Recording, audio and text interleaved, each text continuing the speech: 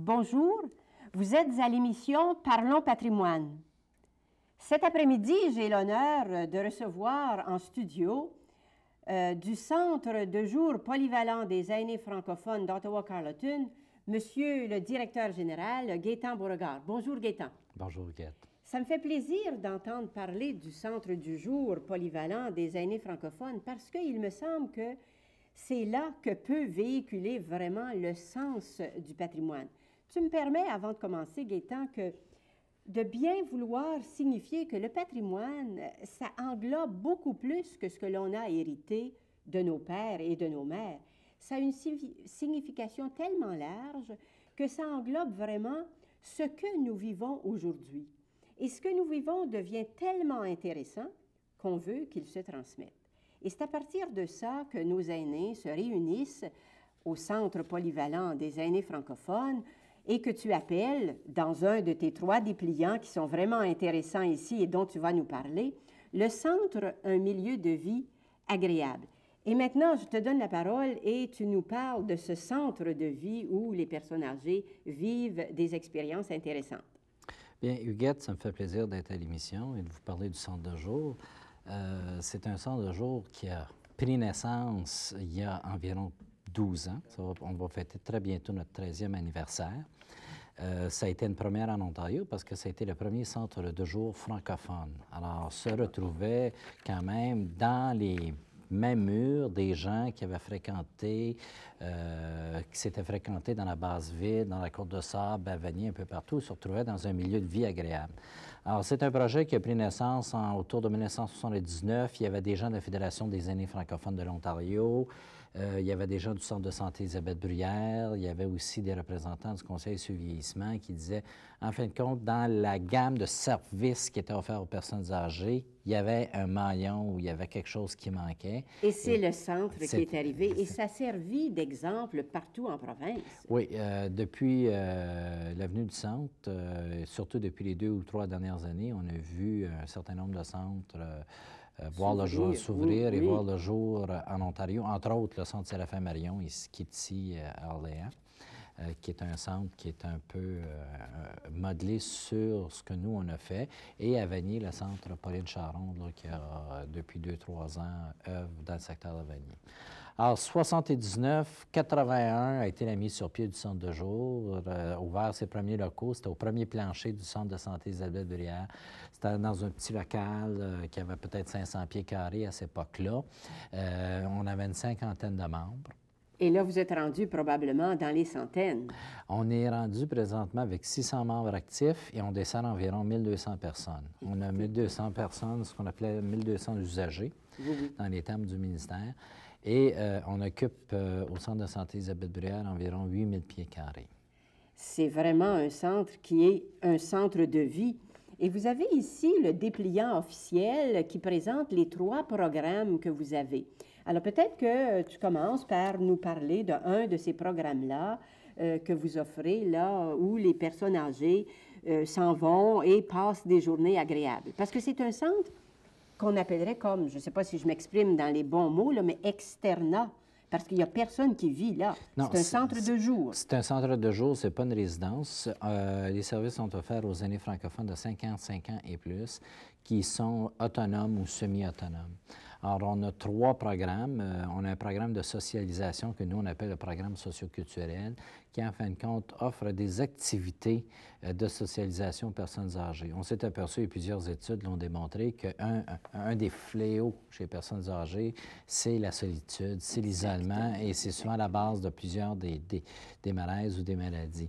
Alors, ce qu'on essaie de faire, nous, c'est d'offrir un milieu de vie agréable où les gens peuvent venir socialiser en faisant un certain nombre d'activités. Le programme socioculturel qui, par des services récréatifs, alors on a des sacs de sable, par des activités culturelles comme l'aquarelle ou même des activités de plein air, parce qu'aujourd'hui et demain, on a des groupes qui s'en vont à la cabane à sucre. Très probablement, à la cabane à sucre.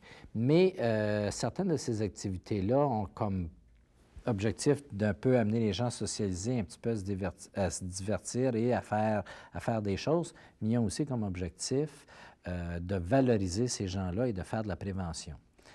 On a aussi un autre programme qui est notre programme de maintien de l'autonomie. Ça, c'est un programme qui est plus axé sur des services sociaux, des services communautaires. Alors, on a clinique juridique, clinique de soins des pieds, massothérapie, réflexologie, aide technique et aide financière, clinique juridique, clinique d'impôt. On a différents services, relations d'aide avec les personnes âgées également. Je t'avoue, Gaétan, que je ne savais pas que vous aviez autant de programmes. Mais pour arriver à offrir tout ça, mais vous avez des employés, plusieurs, parce que dans les domaines dont tu viens de parler, ça prend des experts, là, ça prend des ouais. On est une dizaine d'employés au centre de jour et on compte aussi sur le travail d'environ 200 bénévoles. Alors ça fait partie, je pense, d'une richesse que le centre de jour a et qu'on a toujours eu et qu'on valorise beaucoup. C'est ce bénévolat-là qui nous est offert là, par des membres du centre de jour et même par des gens de l'extérieur. Ça, c'est extraordinaire parce que sans ces 200 bénévoles-là, il faudrait être 25 employés. Maintenant, il y a beaucoup de gens aussi qui viennent à contrat. Plusieurs des cours qu'on offre, les gens, pour devenir membres, doivent payer une carte de membre qui est 15 $ par année. Il y a un certain nombre d'activités ou d'ateliers qui sont offerts gratuitement, mais il y a des choses où les gens doivent payer, s'ils vont à cabane à sucre, ou s'ils viennent prendre un cours d'aquarelle, ou s'ils veulent avoir les services de l'avocate. L'avocate vient bénévolement, mais on demande un petit montant d'argent qui est comme un don au centre de jour. Ça vous permet d'ajuster un petit peu le budget financier parce que je suppose qu'avec 15 $, même si vous avez beaucoup de membres, vous ne pourriez pas financer un centre comme ça. Non. Le budget du centre de jour, c'est un budget qui tourne autour d'un demi-million de dollars par année à ce moment-ci. C'est quand même imposant. Pour un organisme communautaire, là, ce qu'on appelle un organisme à but non lucratif, c'est quand même important comme budget. C'est financé principalement par le ministère de la Santé maintenant, la Ville d'Ottawa. On reçoit aussi également de l'argent de Centraide d'Ottawa-Carleton. Et la différence, ça veut dire 25 % de notre budget environ est autofinancé par le centre de jour. C'est ça. Les services que vous offrez comme ça, vous demandez un petit montant d'argent, comme pour une expédition à la cabane à sucre, ils doivent payer le transport et le repas. Oui. Mais ça s'impose, il faut manger en quelque part. Moi, je n'entends que des belles choses du centre. Tous les gens qui vont au centre, en s'en allant, ils ont hâte d'y aller. Et quand ils repartent du centre, ils disent, eh bien, je vais revenir, là, puis ils ont hâte de revenir. Je pense que vous savez peut-être pas ça, mais c'est une raison de vivre que les gens ont, de retourner à une place où il fait bon vivre. Et c'est pour ça, M. Beauregard, je suis si contente que vous soyez à cette émission de Parlons patrimoine, parce que vraiment, le patrimoine, c'est quelque chose que l'on vit, que l'on aime, avec d'autres francophones avec nous autres. Et puis, c'est tellement intéressant qu'on veut que la génération qui nous suit soit capable d'apprécier et puis de le véhiculer. Vous avez aussi un autre programme. Vous nous avez parlé du programme récréatif, du programme d'aide, et vous avez aussi, parmi ces programmes d'aide-là, vous avez toute une série d'éléments qui permettent aux gens, là, par exemple, je pense entre autres, là, comment les personnes âgées peuvent se rendre au centre Bruyère s'ils viennent de partout en ville? Bien, il y a des services de transport qui sont organisés et entre autres, on a des gens chez nous qui peuvent aider les gens à trouver les moyens de transport pour se rendre. Un autre des programmes, et je vois là, que vous avez le déplié entre les mains, c'est notre programme de garde-jour. On est relativement fiers de celui-là parce que ça a été une première en Ontario. C'est un programme qui existe depuis 7 ans. Puis ça a été le premier programme de garde-jour pour personnes âgées en perte d'autonomie.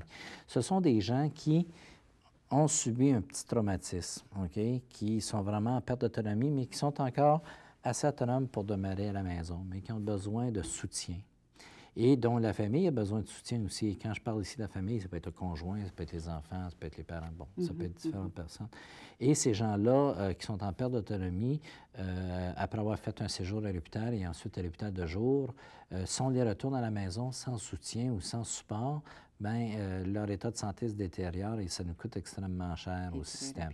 Alors, chez nous, ces gens-là peuvent venir au centre de jour et ça, c'est un programme de garde de jour où on a une infirmière, une travailleuse sociale, une récréologue et une animatrice qui fait des activités avec eux. Et ça, c'est un programme qui limitait une dizaine de personnes par jour. qui viennent et c'est un programme très structuré. Les gens arrivent le matin, il y a l'accueil, il y a des exercices de mémoire, les gens vont participer à préparer leur dîner, à couper les aliments, à préparer les soupes, ces choses-là. Et il y a différentes activités de maintien. Ce n'est pas un programme qui est axé sur la réadaptation, mais c'est un programme qui est axé sur le maintien, sur la prévention. Et aussi, c'est que ça libère. Nous allons nous arrêter quelques minutes, puis on recommence la deuxième partie. Restez à l'écoute sur ce programme de garde de jour qui est vraiment intéressant. Bonjour, vous êtes de nouveau à l'émission Parlons patrimoine. Nous recevons en studio M. Gaétan Beauregard, directeur général du Centre du jour polyvalent des aînés francophones d'Ottawa-Carleton. M. Beauregard, on parlait tantôt du programme de garde de jour. Et c'est un programme qui, pour moi, est tout à fait nouveau parce que je ne savais pas que vous aviez ce programme-là. Et il me semble que ça doit donc être un grand service que vous rendez à la communauté Ottawa-Carleton. C'est un programme qui est ouvert, Huguette, 4 jours semaine présentement, du lundi au jeudi. On reçoit environ une dizaine de personnes par jour. Les gens payent également pour venir, en plus de payer leur carte de membre, ils ont un frais d'utilisation.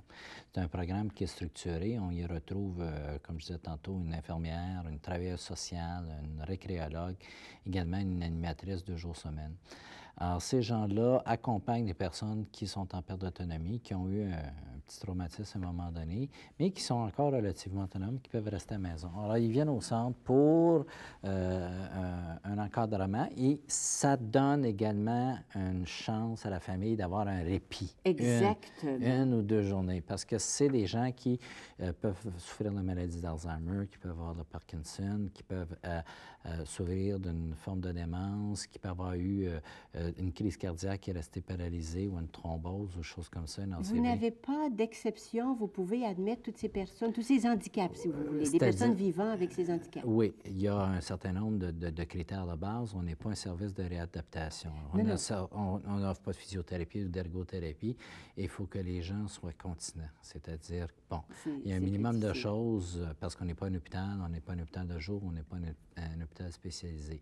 Mais on a, présentement, le programme est plein, on a une liste d'attente de 17 ou 18 personnes. Alors, ça répond à un besoin.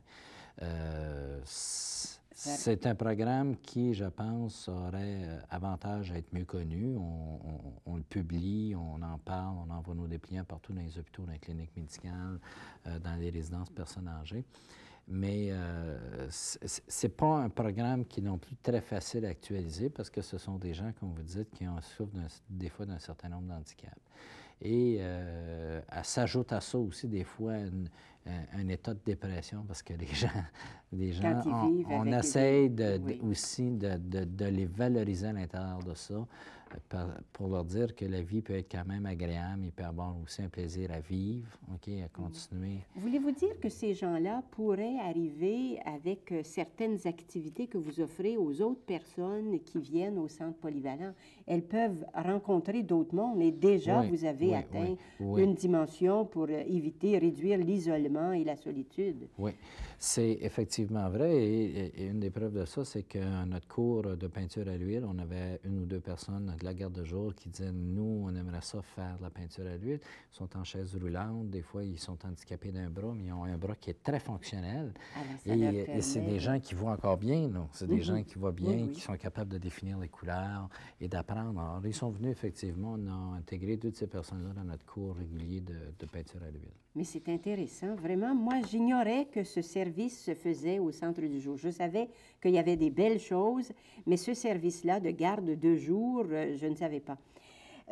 Pour que ces personnes-là, il faut-il qu'elles soient référées d'un hôpital ou si quelqu'un aurait une personne qui souffre d'un handicap comme ça, pourrait tout simplement se présenter et vous évaluer le service, la personne? On peut les faire des 2 façons, c'est-à-dire qu'ils peuvent venir avec une référence et la référence n'est pas obligée de venir seulement d'un hôpital. Elle peut venir d'hôpital de jour, elle peut venir d'un médecin, elle peut venir du travailleur social, elle peut venir des infirmières du VON.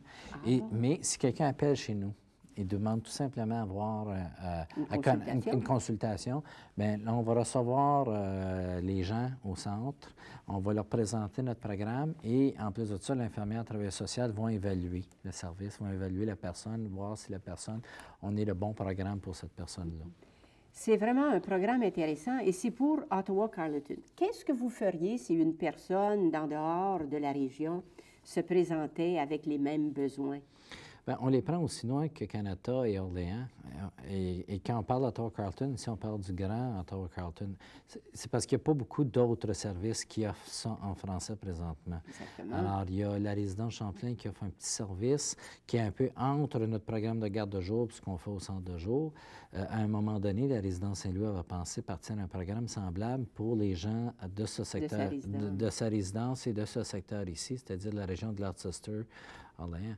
On a des gens qui viennent d'Orléans, on a des gens qui viennent de Vanier, d'Ottawa, il y en a des gens qui viennent un peu partout. J'appelle vraiment ça le centre polyvalent. Alors, il y a ça. plusieurs dimensions. Polyvalent dans ses services, polyvalent dans ses locaux. Dans ses locaux, c'est intéressant. Maintenant, l'année se divise probablement en programmes et en programmation, et je vois que vous avez apporté ici la programmation pour le printemps et l'été, qui s'ouvre le 11 avril. Mais avant qu'on aille plus loin, c'est informel, notre entrevue, où est situé exactement le centre du jour polyvalent pour les aînés francophones de l'Ontario? On est situé au 75 rue Bruyère, au centre de santé Elisabeth Bruyère. On loue des locaux présentement à l'intérieur de cet édifice-là. On est au premier plancher. Une partie des activités, la majeure partie des activités sont au premier, puis quelques-uns sont au deuxième. Ce qui veut dire que les personnes qui arrivent par l'ancien, quand c'était l'hôpital général, c'était l'urgence, là. C'est ça. Alors, s'ils arrivent par là, il y a un ascenseur et c'est facile pour... Très facile d'accès, oui. Alors, dans cette programmation, je suppose qu'il y avait une programmation pour l'hiver, là. Pour l'été, vous avez déjà tout un calendrier d'activités. C'est déjà planifié pour longtemps. Vous avez vraiment là un horaire hebdomadaire qui comprend les services pour chacune des journées. Vous m'avez dit tantôt que le centre de jour était du lundi au jeudi, mais la programmation pour... La garde de jour est du lundi au jeudi. Pardon, le centre de jour est du lundi au vendredi. Et à l'occasion, on a des activités aussi qui peuvent étendre sur la fin de semaine, sur le week-end, dépendamment là, du type d'activité. Le printemps et l'été est un bon exemple parce qu'on peut faire un peu plus d'activités à l'extérieur. Alors, vous voyez, on a le coin des voyages là, qui est annoncé en bas, où on a un voyage à Ville-de-Québec et au Pays de l'Acadie. On va avoir des événements spéciaux. On a notre bazar qui s'en vient au mois de juin, qui va se tenir le 10 juin. Bazar est une activité d'autofinancement.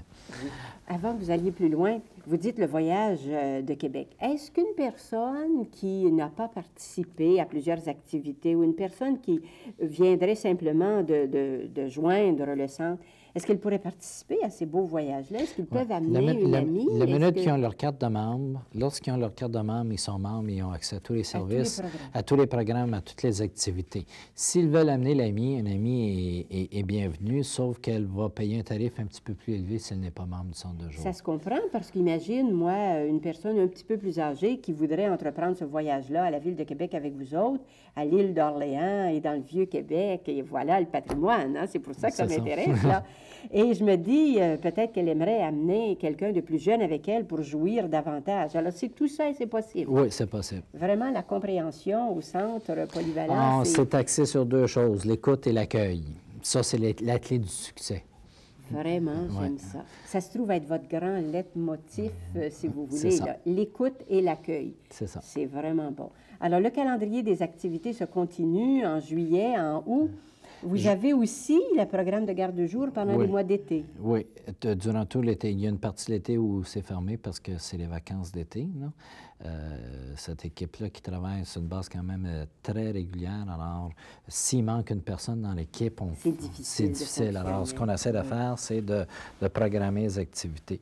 Je vais attirer, Huguette, aussi votre attention, c'est que lors de chacun des mois, on essaie aussi d'offrir 1 ou 2 dîners communautaires. Étant donné que les gens, des fois, se retrouvent seuls à la maison, ils se nourrissent mal. Ou ils ne mangent pas bien parce que faire un repas pour une personne, c'est pas facile, et faire un repas qui est nutritif. Alors, on essaie, nous, au moins 2 fois par mois, tout en poursuivant l'objectif de socialisation, c'est-à-dire d'amener les gens à se rencontrer, à discuter entre eux autres, mais aussi d'offrir des dîners communautaires et d'offrir des repas qui sont qui sont intéressants puis qui sont nutritifs, avec des choses qui sont bien terre à terre. Je pense que le prochain... Il y en a un ici, là, il va y avoir un poulet, comme on dit, à la King sur l'os feuilleté. Il va y avoir un peu plus tard, je pense, il y en a un autre ici qui est roast beef, rôti de bœuf. Est-ce que vous faites ces repas-là au centre? Vous avez l'espace pour faire ça? Non, on ne les fait pas présentement au centre. Ça va venir dans nos projets futurs, là, mais présentement, c'est fait en collaboration avec des pourvoyeurs.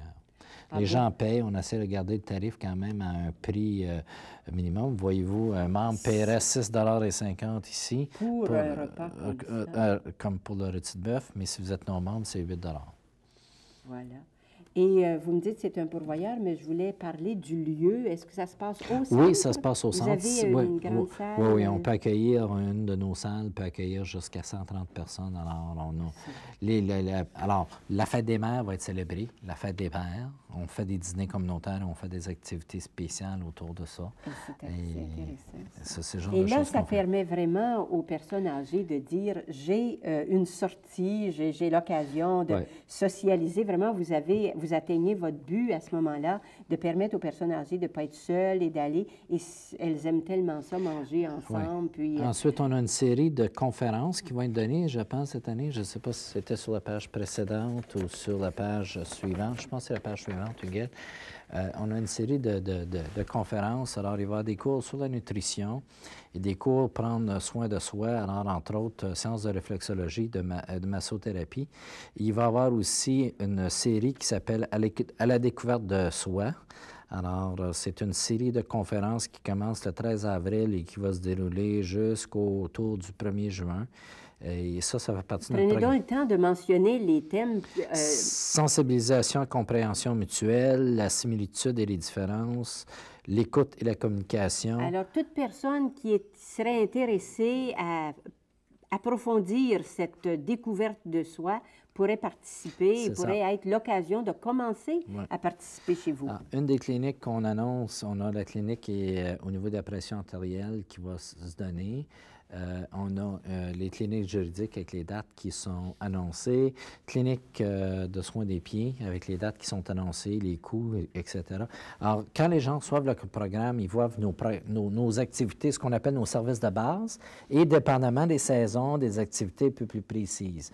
Alors, bon, à un moment donné, on arrête certaines activités et on en recommence d'autres. On a un cours d'écriture. On a un groupe de dames qui se rencontrent et qui font de l'écriture et qui ont publié l'année passée un recueil de poèmes. À ce moment-là, vous pourriez peut-être, dans l'écriture, on parle souvent en patrimoine de généalogie, Gaétan. Et la généalogie, ce n'est pas seulement trouver le nom et la date de mariage d'une personne, c'est aussi écrire sa vie. Alors, une généalogie, ce n'est pas juste un squelette. C'est aussi de l'écriture. Alors, peut-être que si vous aviez un thème qui pouvait... Puis ça intéresse la généalogie, les personnes âgées, parce qu'ils veulent laisser aux enfants un peu ce qu'ils ont été. Alors, à l'intérieur de l'écriture, la généalogie pourrait être un thème intéressant et vous trouveriez là sûrement... C'est un thème qu'on peut probablement exploiter qui intéresserait nos membres. Oui, effectivement.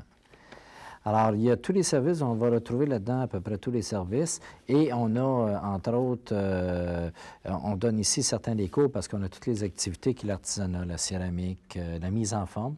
On a un cours de yoga, on a un cours de mise en forme aussi, on a de la danse en ligne. Alors, beaucoup de choses qui sont taxées aussi sur non seulement la bonne santé mentale, mais aussi la bonne santé physique. On pense que c'est important chez les personnes âgées. Je vous remercie, M. Gaétan Beauregard, de l'entrevue que nous avons eue. Et vous nous avez parlé du Centre du jour polyvalent, un centre vraiment intéressant. Revenez-nous la semaine prochaine pour une autre émission de Parlons patrimoine.